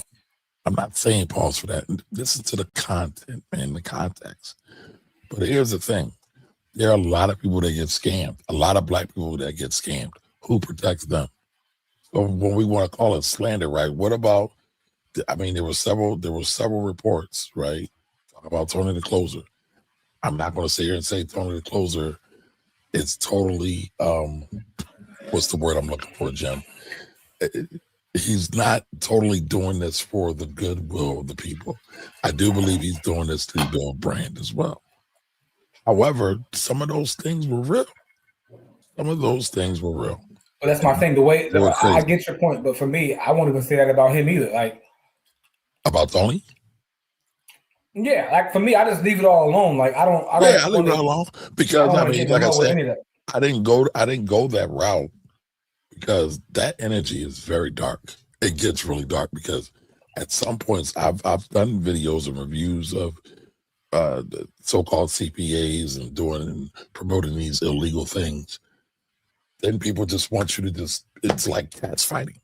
Go at this. But I'm like, where's the value in that? Because ultimately, I want to go to the value. I want to get to the money. And I believe we can all get to the money and the value, right? But always. You going after the money or you going after the honey? Can we get both? Can we get both? Because normally the money will bring the honey, but that's a whole other thing. Pardon me, y'all watch too many blaxploitation films. Willie, you got to have vision. All right, Anthony says, I unsubscribed from Social Proof channel as soon as I saw the first 10 minutes of the interview. I don't deal suckers. Why did you unsubscribe though? Like, what was the thing? I mean, I know you said he was a sucker, but why? Curious about that. Jim talking that data talk, the technical side. This is my talk. All right, shout out to Jim. Shout out to Ant. Let's go, Ant. Let's get it. All right, the truth is not slander. Yes. Correct. It is not. See, I told you Steve is fair and balanced, man. Only on days when he's not super pissed at me. I don't know what I did, but boy, oh boy. All right, and stealing from the community means you lose protection from the community, even though I don't think it was his initial intentions. I'm guessing that's what it was. I mean, I guess that depends too, right? The community picks and chooses how we treat people, man. You know what I'm saying? Because if that's the case, we could probably, everybody goes to prison for drug dealing, but But here's the thing, right? And I agree with Don, but here's the thing. The community also has to do a better job of educating themselves and not be so quick to go after the quote unquote new hot thing, new sexy thing. No. Did you see Money that? is actually boring. The gentleman who was at the press conference in Baltimore, his video went viral, so I'm pretty sure you saw it, where he was like, they say it takes a village, but what if the village is retarded, right? Y'all got on me for saying that word, right? And I've been checking myself, but that's what he said. That's what I didn't say. The funniest part of that video is the mayor is standing behind him, and the mayor is like making the face like, "Yo." Shout out to the mayor of Baltimore, man. The young brother. He's doing great work. He's doing great work. Me and him settled a panel together years ago before he was mayor. Wow, look at that. Jimmy hanging with all the. Listen, Jimmy just did another panel when he was with a mayor. Jimmy stay hanging with the mayor. Here we go. I know you're not talking. Philly tax team. I know you're not talking. The mayor didn't say that though. You and the mayor get money together. And I wasn't sitting. No, we don't. Don't even do that. I know. I shouldn't say that. I take that back. Correct. Yeah. That's a lie. That's a joke. Rich said, "Start that barbershop you was talking about." I might. Here we go. I'm sure y'all want to slander me on that too, though. The Boule Nate. All right, the Detroit brother. What up, though? All right, Regina and okay, talking to brother Jamil. Yeah, what up, though? Yep. Mixed use event space and multifamily. All right, Don, I lost the. You were talking about what kind of property should you buy? We were talking about mixed use event space. All right, multifamily. I actually think the event space. Listen, I'll be honest. I would do an event space, but it would have to be an upscale event space with grid parking, which is really hard to do. Philly ran that in the ground. Yeah, they ran event space in the ground. However, and listen, I want a 3801 type quality event space. That was dope. Where is that at? We don't I had a contract with them back in the day. I had a once a week meeting there. Wow. But where is that at though? All these, they got some strip malls. Yeah, let's do that. Let's do that. Make 3801 great again. It's gone. Still rocks. What else still rocks? Happy Friday. Yeah, they leased it. They didn't sell it. They leased it to the hospital, I believe, for 99 years. I was going to ask you, did the hospital grab it or did Drexel grab it? I know it was one of Drexel, Penn, or the hospital. It was Penn, and I don't know if it was the hospital or university. I believe it was the hospital. I always think about this, right? Because... Hold on, Joe. Hey, Nicole, happy Friday. Nicole, the honey hustler. I think about this because Penn, the University of Penn gets so much money. They're the largest employer in the city, right? Yes, they are. But they're so, their tentacles are everywhere. And I was wondering, and again, this is me just being a pocket watcher. I was like, what does the president of Penn make? Because the president of Penn, if you're at that top level, you got 15 other high level cats that report to you. So the president of Penn must make a small fortune. They got to. I'm guessing 500,000. About 500K, you believe? What do you think? I think it's probably more than that. Because they're essentially running a big company. And I was thinking about that as I was going around. I was like, yo, what do you mean? So wrong. I was so wrong. I'm way off. Welcome to the Black Wealth Rebels pocket watching. Matter of fact, there should be a segment every Friday. We got to find somebody we randomly want to pocket watch. Hey, so what is the president of Penn make? Hold on, I'm pulling it up. Let me share the screen Because I was sitting there thinking, like, yo, they have a lot of responsibility, you know. So They do. And they control a crazy budget. So I know their salary got to be through the roof. And that's why I always laugh. People, ain't no money in education. Okay. Shit. Shout out to Clay Davis. Ooh, total compensation was 22. Is that 22 million? 22 million in 2021 with a base pay of roughly 6 million. Oh, wow. Deferred comp. 89% of it was deferred comp, and that's for taxes. So that deferred comp, will that grow tax-free? Yes. Wow. So you're putting up over 20 M's for me. Oh, so you know, you talk about security, like what you gonna do to me? Now, Amy Gutman was the former president, right? I believe she got fired or whatever from all the Jewish backlash at a lot of. Oh yeah, they said that she was anti-Semitic. I remember that. But then, all right, so the one underneath, Larry Jameson, is now the interim president. Okay, and his salary is over $5 million too. So they don't even have a full person in that position yet. Is it interim? I guess, but either way, that position pays at least $5 million. The interim. Hold on. How the interim dude making 5 M's? You said it's a whole campus. I mean, what's UPenn's endowment? I mean, that's something we should talk about because a lot of let's see HBCU endowments, and I looked this up years ago, don't even equal up to like a one UPenn or even Temple University's endowment, right? Which isn't that big. So wow, that's crazy. Yeah, I was thinking about that the other day as I was looking at, because there was a couple of things that I was looking at, and I was like, so I was reading some data, and Penn has been our biggest employer forever, but number 2 used to be the city, and it's now the feds. And I was sitting there thinking, like, I don't know anybody that worked for the feds. for them to be the second biggest employer in our area, like. I mean, I know a lot of people that work for the IRS, so you do know somebody that works for the feds. Our good brother Kahan works for the feds, I believe, right? I thought he was in the state government. Oh, okay. Maybe it is the feds. But I was sitting looking at them. I was like, I wanted that includes government informants, but I digress. Lord have mercy. All right, so University of Pennsylvania's endowment grew to $24.8 billion. Let's say $25 billion, rounded up. What's a little measly $0.2 billion or $200 million? What could we do if we had a $25 billion endowment for the hood, Jim? Wow. How many portfolios can we put in the kids' hands? A lot of random spoons. No, but seriously though, Rich has put in his bid for the hashtag for this evening. I don't think Kamari's going for that one, doggy.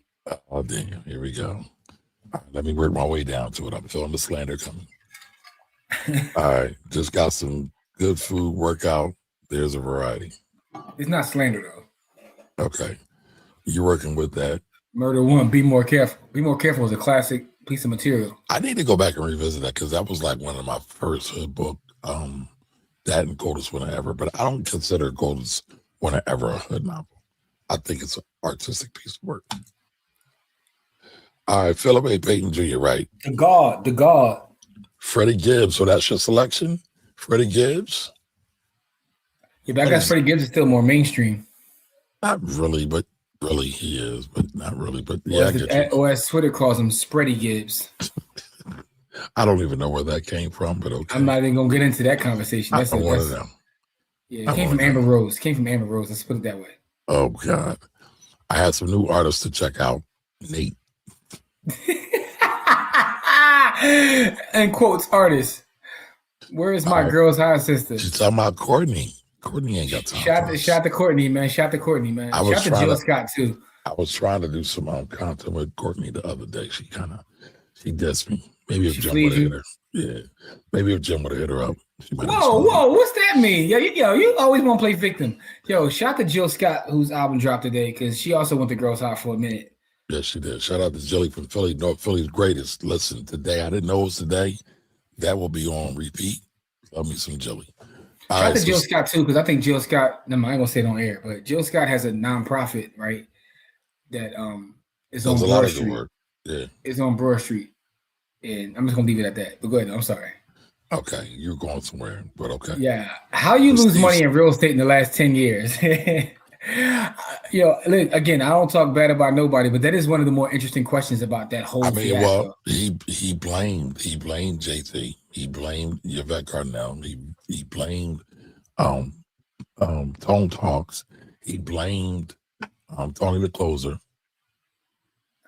I guess is how he lost the deals. I didn't watch Yvette Carnell's response, but the one thing he said about her that I thought was wild is he blamed her for starting like a page that slanders him. I was like, damn. All the false prophets, and she said she didn't do that, and she didn't talk. She just wrote a caption. But she said she was doing a live like whatever evening that was. Oh, that's right. She did. I didn't watch that. Yeah, she did. But I think in a weird way, and I told Jim this earlier, Jay had to know this was going to happen. So I think he kind of planned this. I think he kind of planned it to help because, listen, there is no such thing as bad publicity. And so publicity helps keep you relevant. Tell that to Jeffrey Epstein. Well, he off this off. Allegedly. But he's right, allegedly, very allegedly after all this. Oh, wait a minute. I think somebody said Epstein is Satoshi. Well, somebody also said Epstein is still around living on the island somewhere. I heard that too, but man, stop it. That's what I was talking about. No, can't do that one. Next, what's the next one? You still haven't read Ball's book. No, and I'm not going to read Ball's book. Sorry. You should. It's a great piece of work. Well, it is. All right. Wait. What am I going to learn different? Like we did a whole conference with the man.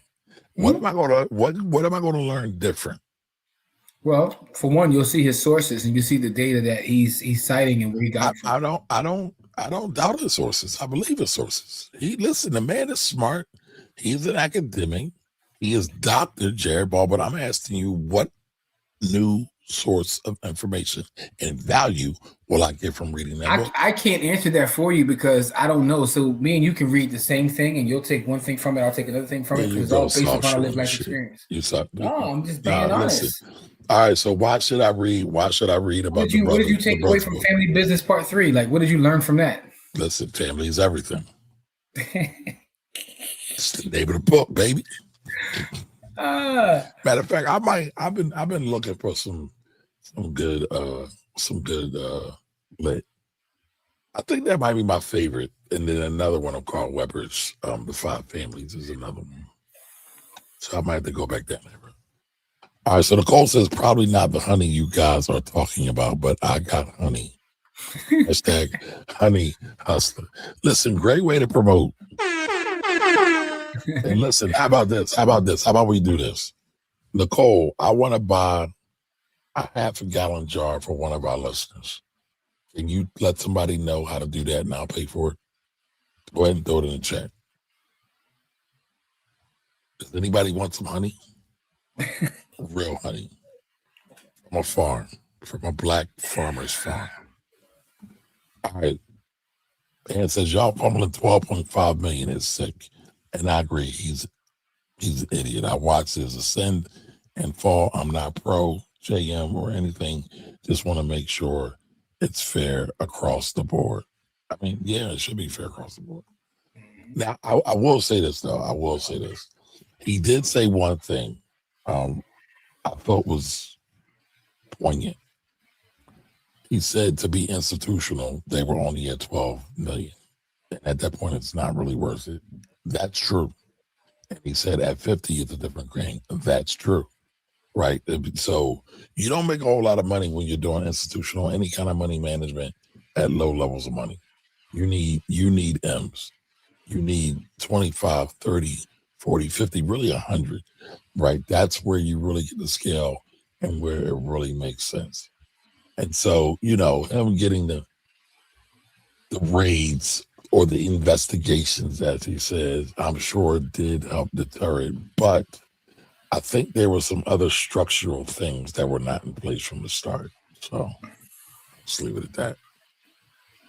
I will leave it at that. All right, David Shands is friends with Jalen, his wife. I don't rock with grifters. I lost money and forgiveness. That's an excuse, consequences. Whoa, you were an investor, Anthony? Listen, I keep it transparent. I gave Jason money too. But my problem is, I didn't give him a lot of money. My problem is, I told you, sometimes, boy, I be rooting for black people so hard. Look, I gave Umar a couple dollars. And Jay. Listen, but So I don't feel like gave it to him. You wasn't expecting any kind of return. Not really. There was no ROI expectation. Not really. No, I didn't give a lot of money because the way Ant said it, I feel like Ant lost a couple dollars. I think I put the bare minimum for that because I wanted to see it succeed. And the crazy part is, I remember Courtney telling me at the time, like, I read it in this trash. I was like, I get it. Listen, man, I be rooting for black folks sometimes to my own detriment.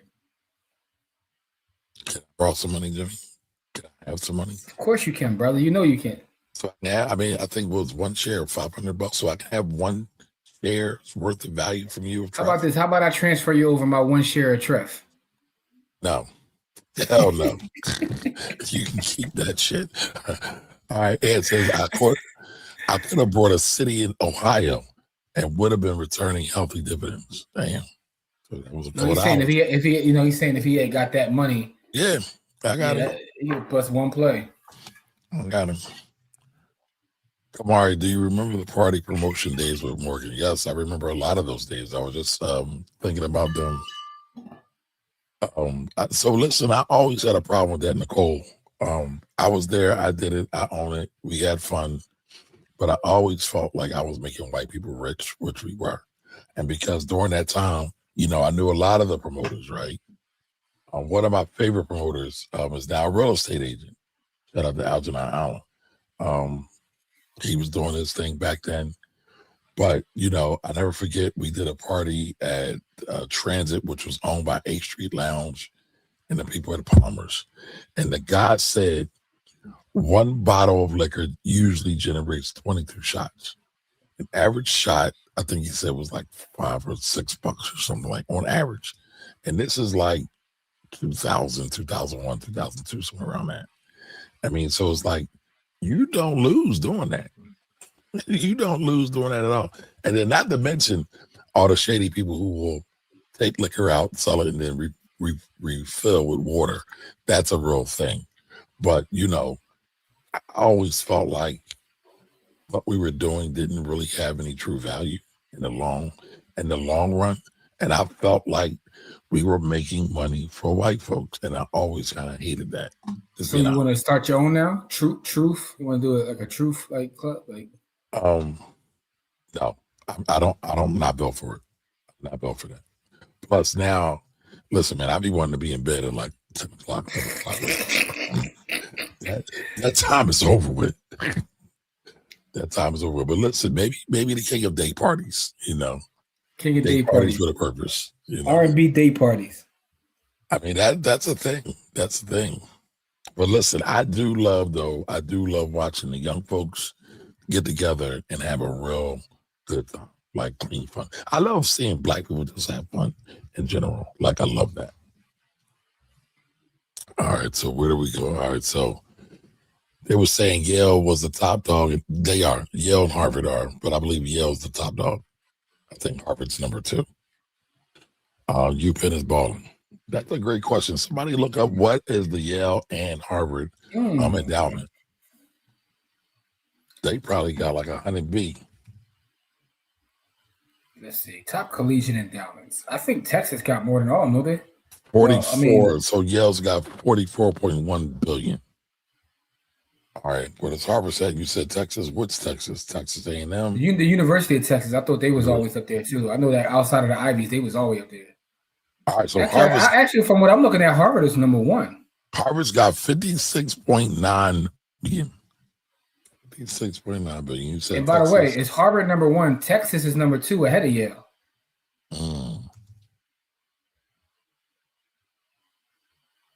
They got all that oil money.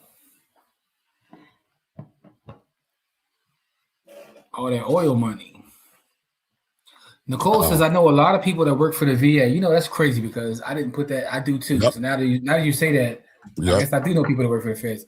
In my head, in my head, for whatever reason, the VA wasn't like the feds. Like, but you're right. They were its own separate thing. They were on their own island. Yeah. Oh, wait a minute. There's an endowment tax? I didn't know that. It's a tax for everything, bro. So I'm looking at this one. It says Harvard, Yale, Stanford. I don't know. Yeah, I'm sure. Duke. Yeah. And I don't know when this is. When is this? As of 2024. Yeah. So we're 2 years behind. 2 years behind. So let me see if I can find a current one. University endowments list. And it says, I wonder if any of this money is from Ben Franklin. I know he gave Philly and Boston the city fund or something. Yeah, he did. And it was interesting when you read that story about how that money was managed. And it's also a story in compound interest. But that I don't believe there's anything to do with this endowment or the money that Penn has. Do you remember we were his money was to the city? But go ahead though. Do you remember we were somewhere and somebody said Ben Franklin left an insurance policy to the city of Philadelphia and Boston? Yeah, but it wasn't it. No. Yes. He did leave some chicken to him. He left $1,000 a piece to both of them, and he said you got to leave it alone for 100 years at least. And I think Boston broke the agreement, or somehow kind of way got out of it. I thought Boston made more money than us. Maybe they did. Let's see. All right, y'all. Give us some possible Bitcoin hashtags.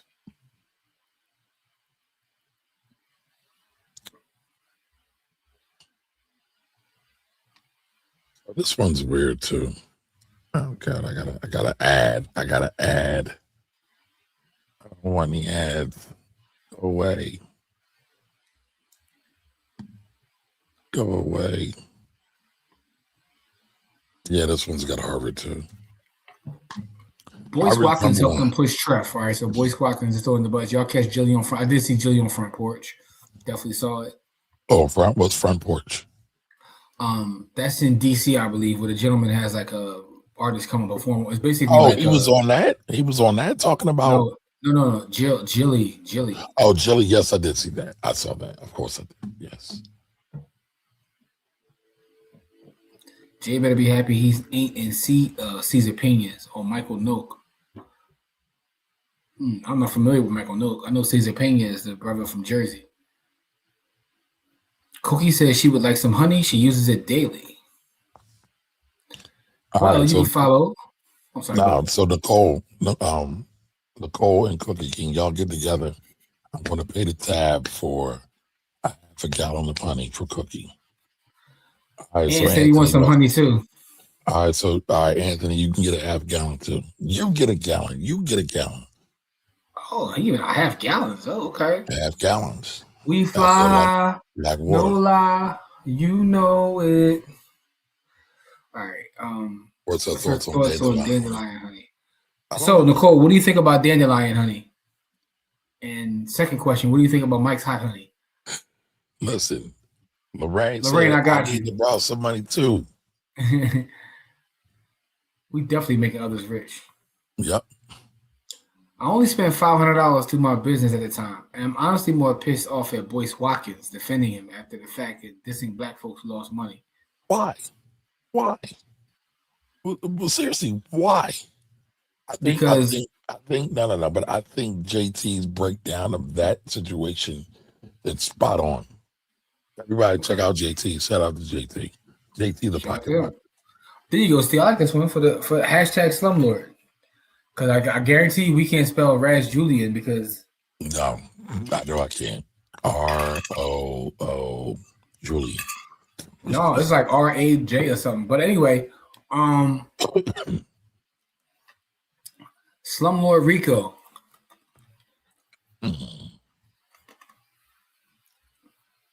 All right, so Nicole, you got 2 orders. All right, so you got one for Ant, you got one from Cookie.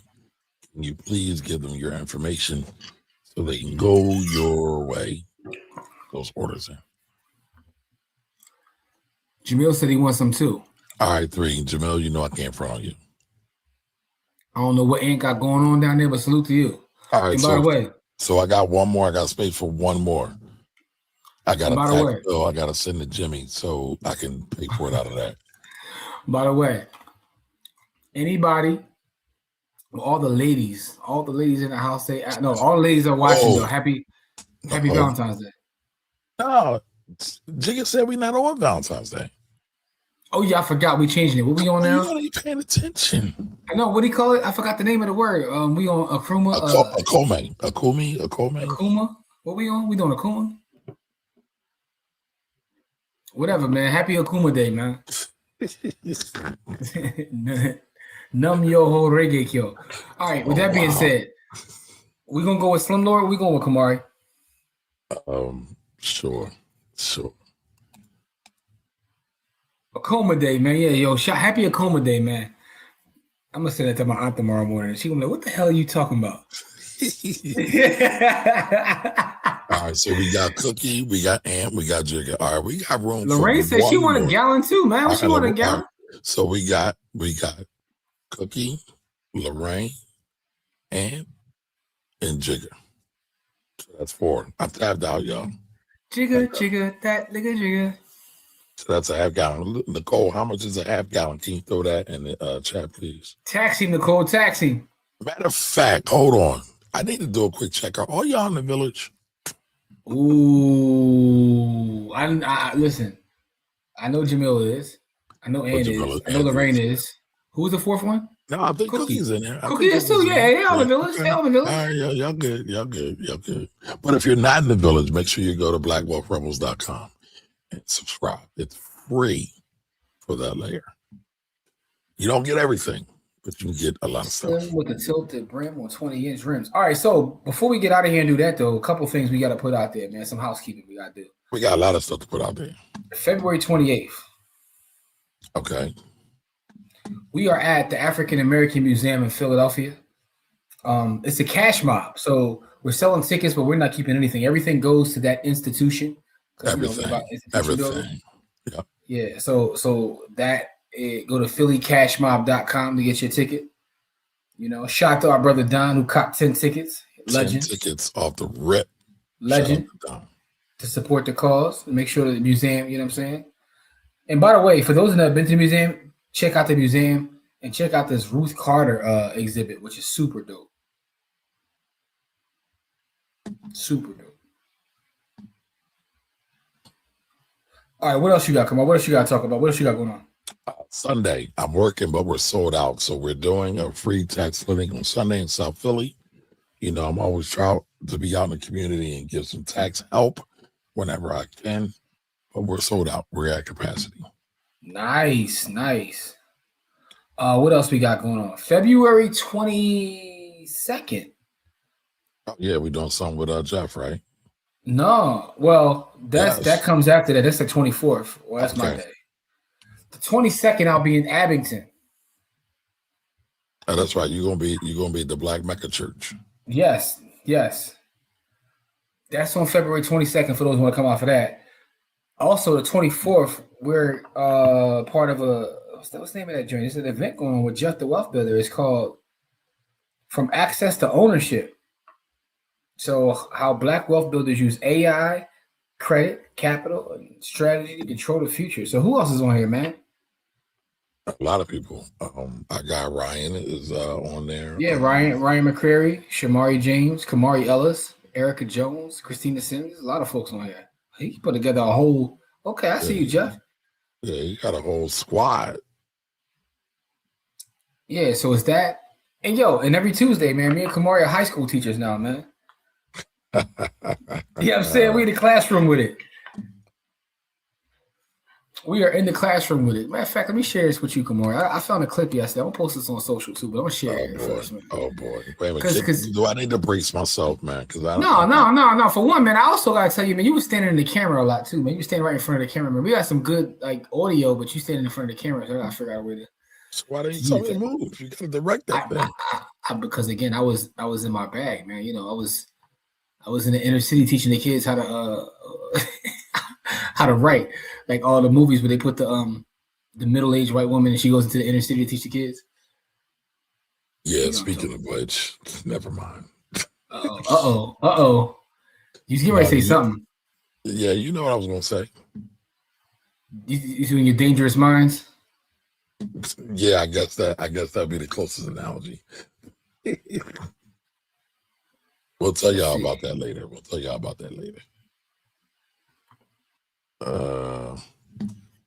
Hold on, I'm trying to find a flyer for the 28th. Did Nicole respond yet?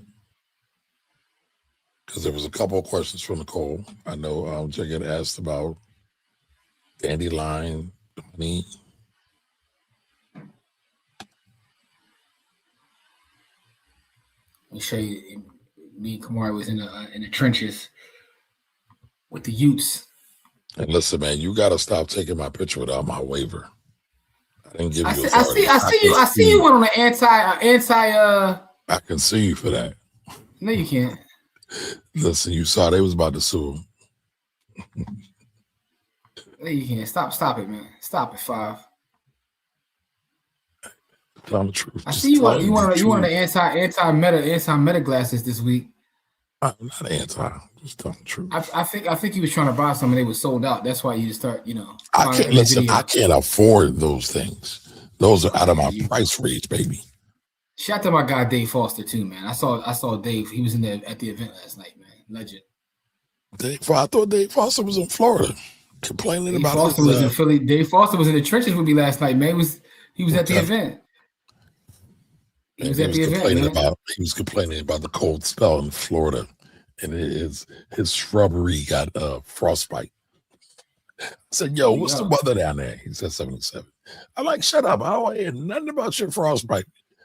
All right, there we go. February 28th, 11 a.m. to 3 p.m.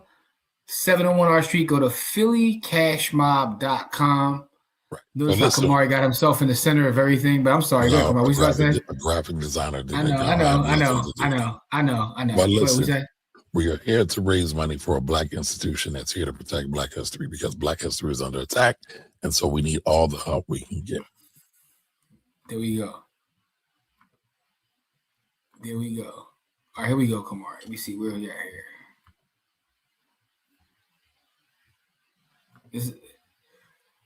This is me and Kamari in the classroom. I wasn't in the camera on that. You were.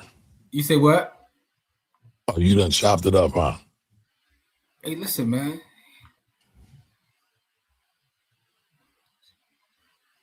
Where's the audio? Why have you can't hear it? All right, hold on. You couldn't hear it? No, you got to make sure you hit the little tab. That's what it was. All right, let me see. I got you, bro. You're waiting on that? Again, do us a favor. Share this out. I just did a video for this. It's on Facebook. It's on Instagram. I'll put it out on TikTok and Instagram at some point as well. But do me a favor, just share it out. If y'all can't make it, if you can't donate, please share it out. Help us support the African American Museum of Philadelphia. All right, here we go. Let me see if you can hear it now, Kamari. You know what I'm saying? This is just one of the clips. But I got a number. I don't remember anything else I said today outside of the fact you got to do something wrong when you get a couple dollars. Remember the rule of 72, right? Because most adults don't know this, and this is how most adults get in trouble. So the idea of money is to make your money grow, right? You put your money in the bank. How y'all got a bank account? When you put your money in the bank account, does the bank pay you? So I ain't gonna play the whole thing, but this is us teaching to the kids, man. So why are you not gonna play the whole thing? It was good stuff. There were bars. Drop them bars, man. Let's go. I might drop the whole video on socials. But let's get out of here, man. How many people got this joint, man? Let's get it moving, man. It's 10:30, man.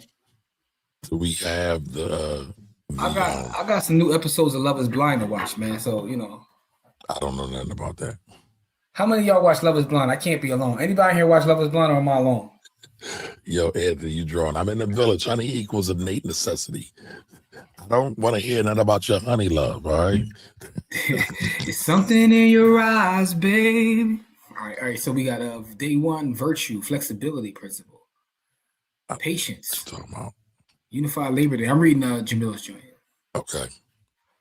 Telling me you. Okay, we make mead, but literally can't sell it. What is mead? I always think about idea. People from like England. The dudes talking about England drinking mead. I thought that was like beer. Mead. Let's see what's mead. You don't have to ask for nothing. All right, making mead. Honey, There water, it and is. yeast. Slumlord. Making mead. All right, so y'all see this right? A half a gallon of honey. Although that New Jersey honey hustler honey is $55 a gallon. All right, so listen, I'm investing in y'all. So when I say y'all, it's a community. It's a community. Oh, can I get a little discount?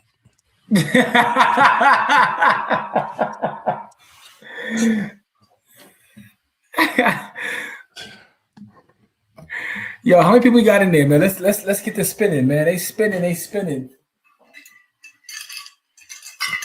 I told you I got some Love Is Blinds to watch, man. I don't even know what that is, man. You never seen Love Is Blind? No. I don't really have a TV, so I'm on like season. I don't even know what season I'm on. It's the newest season, man. okay. Is it 10? All right. Yeah. I'm on Slumlord. season 10, man. Season 10. Okay. The 10th season, man. Okay. I gotta see if people find love, man. They gotta try to find love without seeing a person, man. You gotta sit in the pods and never mind. It's an experience, man. No, thank you. No glaciers. No glaciers. All right, so get it up, y'all. Hey, yo. Hashtag slumlord, man. Jamil's got it.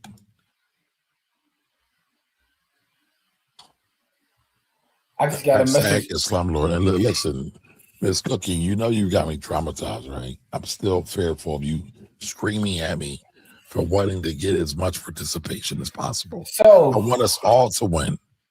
Kamari, I just got an email while I'm on here talking to you. Okay. From Mifflin. Mifflin wants us to come back on March 27th. Says you were a big hit last year. And we're hoping to see you again. I just gotta see if I'll be here. I think that's when I'm in Alabama. Wait a minute. Did I don't know that I did Mifflin with you. Yes, you did. It was the school in South Philly. No, this was no. I know East this. I do remember that. Yep. I just gotta see if I'll be here. I'm supposed to be in Alabama. What's in Alabama? Matter of fact, you going to the slavery exhibit? No, I'm keynoting a conference, man. My first keynote. Yo, Jimmy be getting flown out all over the place. You make me sound like flued out. Listen, you know what you be doing, Jimmy. Jimmy gets every time we do a presentation, he was like, "Yeah, I got flued out to Australia, Africa, Zimbabwe, the Antarctic." Yeah, but you can't say it like that. You got me out here sound like I'm a Dubai porta potty. Eat his wine. Okay, made with honey. Okay, yo, I need some of that. What's that like? I'm trying to see what that's like. That's good tonight, but it doesn't have to take all night. All right, that's fine. I'm still traumatized, by the way. That's what she said. It's your fault that he's traumatized? No, that it doesn't have to. Never mind. Forget it. I mean, I don't know what you into. Shorty told you that. I don't think she really liked you.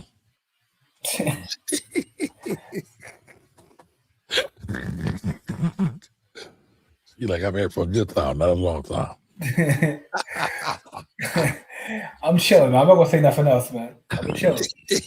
and to answer your question, Jimmy, I didn't see that. I don't like leave. I don't know. I'm out the loop in the niggerverse. I've been working in that paper so crazy. I'm out the loop with the niggerverse, man. So I saw the thumbnail.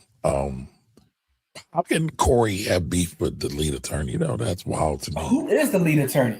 The lead attorney is another dude on YouTube who's getting money. Oh, is he? What's he do? Yes.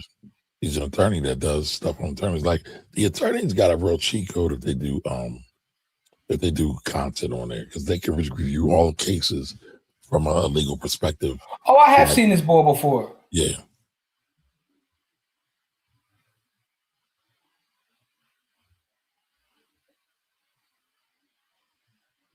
I don't even think he does law anymore. Learjet Jimmy, yes. Don't start that, Jimmy, because you're gonna have Kumari drawn. It's too late. I'm gone. Zoom.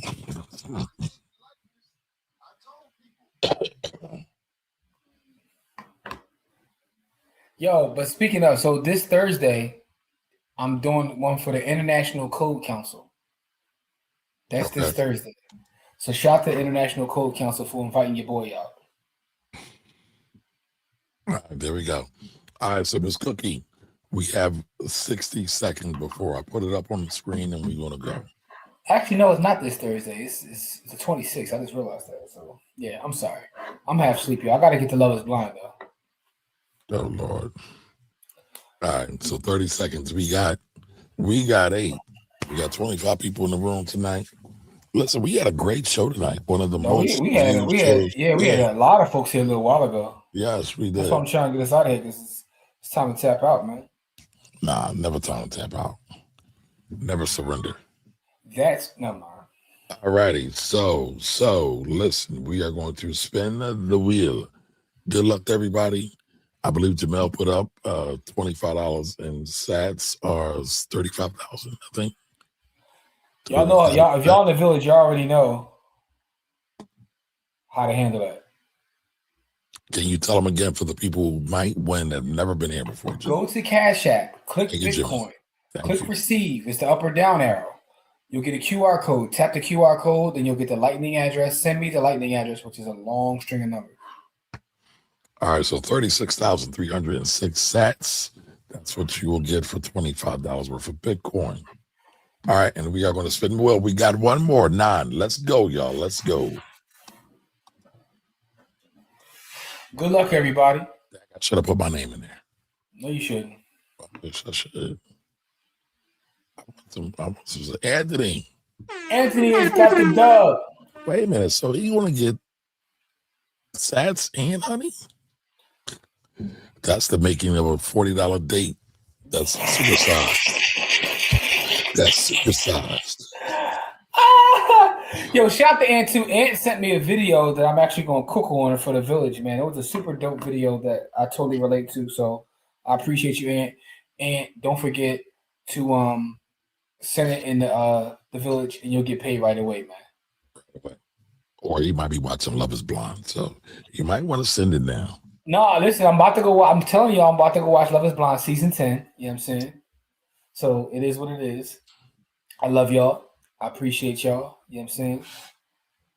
Don't forget. $10, no whammies. Support us on February 28th, man. Our cash mob, man. We try and raise some capital for the African American Museum. You know what I mean? Yes.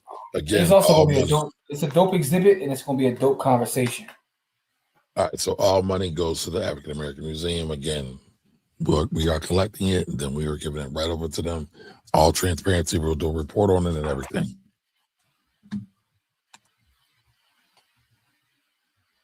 How do you put it? So you gotta send Nicole your address. So send her an order. I believe she said to send it to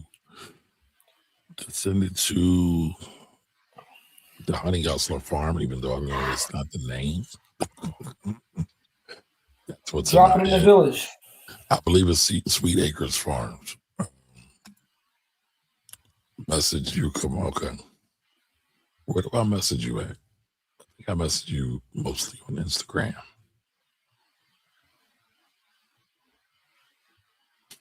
This is hilarious to me. All right, so everybody got it. Listen, if you don't get it, just hit me up, and I will make sure you get it. All right, y'all. Listen, appreciate you guys. Send a DM on Arbery Sweet Acre Farms. There we go, y'all. Y'all been great. See you next time. See you. Be great. Peace.